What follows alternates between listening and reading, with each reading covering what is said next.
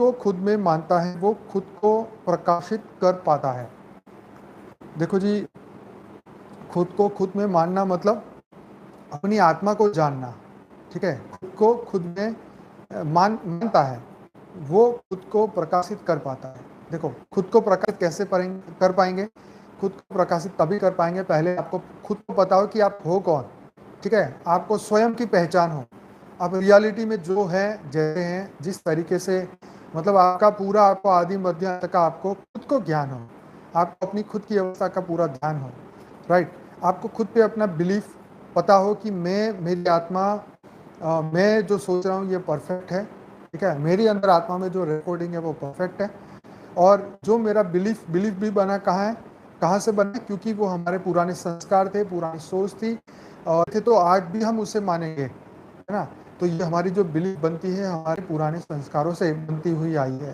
तो हमारी बिलीफ जो है वो हमारी एक क्या बोलते हैं, हमें अपने खुद को ऊपर सेल्फ कॉन्फिडेंस पैदा करने के लिए हमें हेल्प मिलती है हमारे बिलीफ सिस्टम से ही। जो हम मानेंगे, जो हम सोचेंगे, वही हम बनेंगे, सीधी बात है। अगर आज मैं ये मान लूँ कि मैं तो नास्तिक हूँ, मैं तो कुछ हुई नहीं, मैं तो आत्मा भी नहीं, मैं तो कुछ भी नहीं हूँ, तो बस जो सोचोगे वो अब भी बन जाओगे, क्योंकि आज मैंने फ्री विल यूज़ की है। और आज जो मैं फ्री विल यूज़ कर रहा हूँ उसी का महत्व है। कल मैं क्या मानता था उसका महत्व नहीं है। तो आज मैं अपने अंदर, आज अपनी आत्मा पे विश्वास कर रहा हूँ, आज मैं अपने थॉट पे विश्वास कर रहा हूँ, आज मैं अपनी सोच पे विश्वास कर रहा हूँ। तो आज जो मैं विश्वास करूंगा वही मैं कल बनूंगा। वेरी क्लियर, इसमें कोई इसीलिए जो खुद तो बिल्कुल सच है। हम अपने आप को, इसे तो हम अपने आप को माने हैं, जाने हैं, पहचाने हैं। बापू जी, हमें खुद को जानो, मानो, पहचानो, हम कौन है, कहाँ से आए हैं, क्यों आए हैं, जीवन का लक्ष्य है। यस, तो आत्मा और परमात्मा का एक्यूरेट ज्ञान मिल जाए तो ही हम अपने आप को जान पाएंगे, अदरवाइज अपने आप को एक नॉर्मल जीव मानते रहेंगे। यस, अर्थ पकड़ो, व्यर्थ नहीं। बहुत सही लिखा, अर्थ को पकड़ो। यस, आपके विचार ही आपका भविष्य है, बिल्कुल सही है। तो अर्थ को पकड़ो, व्यर्थ को नहीं। ये बहुत कॉमन सी बात है, आप सब जानते हैं। हमारे ज्ञान में कितने ही लोग हैं जो हमारा महामंत्र बोलते हैं, पर उनमें ज़्यादा कुछ बदलाव नहीं उनके अंदर बदलाव नहीं आता। इसका कारण है शब्दों को पकड़ना, अर्थ को नहीं। जिस तरह हद की आत्माएं अपने पसंद के भोजन को चक चक के ग्रहण करती है, हमें भी महामंत्र जब भी बोले हर शब्द का मन में संकल्प लेके उस अगला शब्द बोलना है। मतलब ये है कि जब हम वो मंत्र बोलते हैं तो उसका रियल मीनिंग जो हमारे माइंड में आ जाना चाहिए कि जब हम बेहद की परम शांति बोल रहे हैं वो भाव क्रिएट होना चाहिए और उसके पीछे वो इंटेंशन क्रिएट होना चाहिए, ठीक है। ऐसे जैसे कोई गाना गाते तो ऐसा गाना गाने वाली बात नहीं है, इसके अंदर हमारा पूरा ध्यान होना चाहिए जो हम बोल रहे हैं, सोच रहे हैं, उसके बारे में। यस,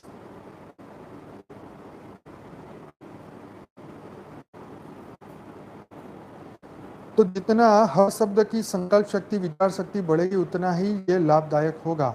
यस, एक मंत्र को 1 मिनट में 30 बार बोलने से अच्छा है हर शब्द का अर्थ निकाले।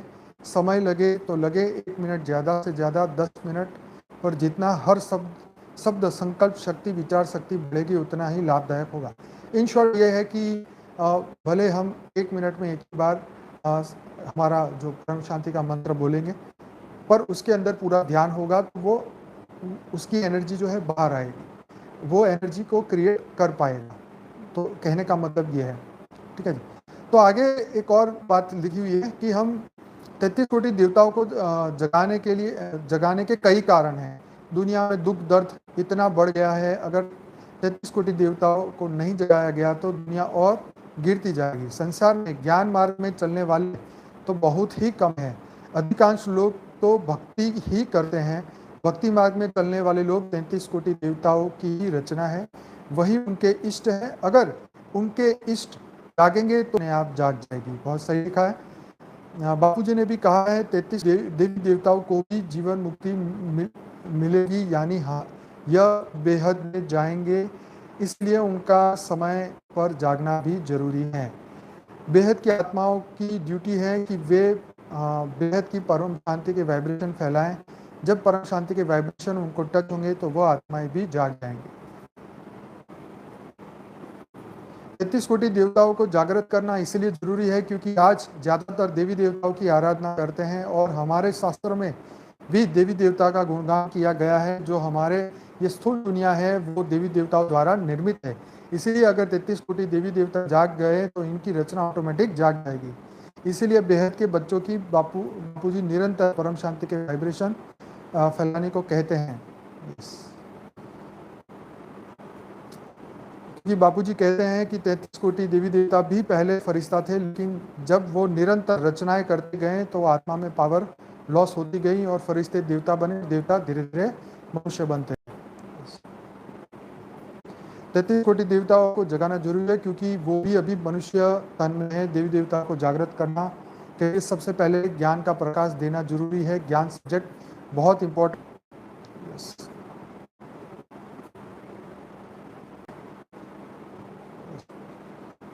तो ये थी आज की हमारी बात। अभी मैं क्वेश्चन जो है उसके ऊपर आता हूँ।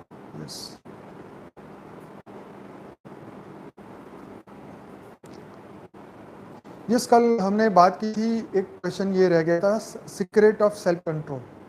उसके ऊपर भी थोड़ी बहुत बात हुई थी और थोड़ा सा ऊपर फोकस करना चाहूँगा। देखो, सेल्फ कंट्रोल करने के लिए हर आत्मा को अपने आप पे कंट्रोल लाने के लिए सबसे पहले तो आपको अपने मन कंट्रोल करना पड़ेगा, क्योंकि मन से ही आज सभी मनुष्य आज मन से ही चल रहे हैं, है ना। बुद्धि से नहीं चल रहे पर मन से चल रहे हैं। जिसका बुद्धि पे कंट्रोल है वो लोग मन से चलने वाले लोगों से ज़्यादा सुखी है, ठीक है।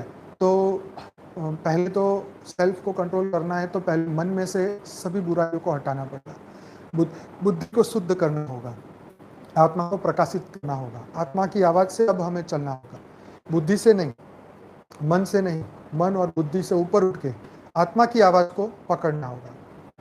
तो स्वयं को कंट्रोल करना है, अपने आप को कंट्रोल करना है, तो सबसे बेहतरीन बात यही है कि आत्मा की आवाज़ को पकड़ा जाए, क्योंकि मन कभी भी भ्रष्ट हो सकता है, कभी भी पवित्र हो जाता है। मंदिर में जाए तो पवित्र, थिएटर में जाए तो भ्रष्ट। कोई मतलब कितना भी अच्छा व्यक्ति हो, अगर वो नियम तोड़ता है तो वो तुरंत ही जैसे ही इच्छा कामना पैदा हुई, मन 1 मिनट में भ्रष्ट हो जाएगा। तो मन से जीने वाले लोग कुछ नहीं कर पाएंगे। हाँ, बुद्धि से जीने वाले लोग उस समय सही डिसीजन ले लेंगे, लेकिन फिर जब वो अकेले होंगे, हैं जी, जब उसको कोई देखने वाला नहीं होगा, तब उसकी बुद्धि जो है वो उल्टे रास्ते पे चलने लगेगी। क्योंकि फिर भी क्योंकि बुद्धि से डिसीजन लेने वाले तो ये बात कोई देखेंगे, लेकिन जो आत्मा को देख के डिसीजन लेते, जो आत्मा के संदर्भ में, आत्मा के कल्याण के बारे में, आत्मा को ध्यान में रख के जो भी डिसीजन लिया जाता है, जो डिसीजन लेते हैं, वो लोग कभी दुखी नहीं होते, जो आत्मा के कल्याण के बारे में सोचते हैं। तो इसीलिए कृष्ण ने भी अर्जुन को कहा था कि हे अर्जुन, अपने अगले जन्म को देख के फिर कर्म कर, है ना। तो अगले जन्म को देख के तू आगे बढ़, तो कर्म जो है वो अगले जन्म के लिए इकट्ठा कर, है ना। तो इसीलिए लोग हमारे यहाँ भी कहते हैं कि भाई परलोक को सुधार लो, ये जन्म तो निकल गया, अपने परलोक को सुधार लो, क्योंकि यहाँ से जब जाएंगे तो फिर एक दूसरे लोक में पहुँचेंगे, तो उसको सुधारने के बारे में सोचो। तो सेल्फ कंट्रोल का मतलब ये है कि कम्प्लीटली एक तो ये डिसीजन नियम से चलना है, जो हमारे मनुष्य जीवन के जो नियम है उसके हिसाब से चलना, जो आध्यात्म के जो नियम है उसके हिसाब से चलना। अगर वो नियम टूटेंगे तो सेल्फ कंट्रोल नहीं रहेगा। कितनी भी माला फेरते हो, कितना भी योग करते हो, लेकिन नियम टूटने नहीं चाहिए। तो इसके लिए आपको अभ्यास बहुत करना होगा, ज्ञान को कंटिन्यूस अपने मन बुद्धि संस्कार में लाना होगा, पुराने संस्कार खत्म करने होंगे और हर पल नई एनर्जी, नया प्रकाश अपने अंदर पैदा करता ही रहना होगा। तो ये कंटिन्यूस प्रोसेस है।